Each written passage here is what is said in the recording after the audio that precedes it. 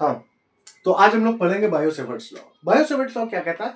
इसमें हम ये पढ़ेंगे कि जब किसी वायर में करंट फ्लो करता है तो उसके चारों तरफ इलेक्ट्रिक फील्ड भी होती है और as well as magnetic field भी होती है। तो उस वायर में जो करंट फ्लो हो रहा है उसकी वजह से उसके चारों तरफ जो मैग्नेटिक फील्ड है उसकी इंटेंसिटी क्या है, इसको कैलकुलेट करते हैं बायो-सेवर्ट्स लॉ से। तो सपोज करिए एक वायर है ना, और इसमें आई करंट फ्लो हो रहा है। कितना आई करंट फ्लो हो रहा है और इसका एक छोटा सा पार्ट डीएल एलिमेंट डीएल ले लेते हैं, डीएल लेंथ है जिसकी, और इस एलिमेंट डीएल लेंथ से एक पॉइंट पी है जो आर डिस्टेंस पे है, और इस पॉइंट पी और इस एलिमेंट डीएल को जोड़ने वाली लाइन और इस वायर के बीच का जो एंगल है वो थीटा है। अच्छा, एलिमेंट बहुत छोटा है तो इस एलिमेंट की वजह से जो करंट होगी इस पॉइंट पी पे वो भी बहुत छोटी होगी। सपोज करो हम उसको कहते हैं डीबी। क्या? डीबी। अच्छा देखो, इतने एलिमेंट की वजह से मान लो सपोज करो मैग्नेटिक फील्ड कितनी है डीबी, तो एलिमेंट की अगर लेंथ बढ़ाओगे तो इस पॉइंट पे मैग्नेटिक फील्ड भी क्या होगी,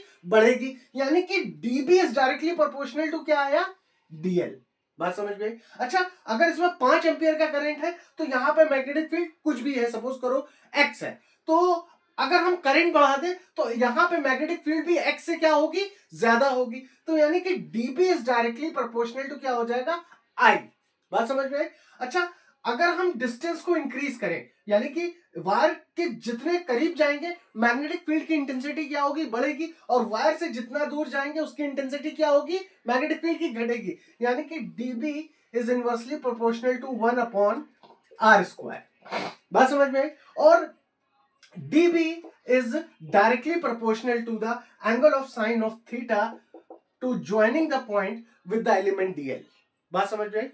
तो अगर ये इक्वेशन नंबर 1 और ये इक्वेशन नंबर 2 और ये इक्वेशन नंबर 3 और ये इक्वेशन नंबर 4, अगर इन चारों इक्वेशंस को हम कंबाइन कर दें तो dB is directly proportional to I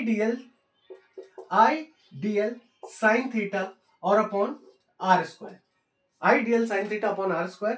proportionality का साइन हटाएंगे और एक कांस्टेंट लगाएंगे। यहां पे जो कांस्टेंट लगाएंगे वो लगाएंगे mu naught upon 4 pi ideal sine theta upon r²।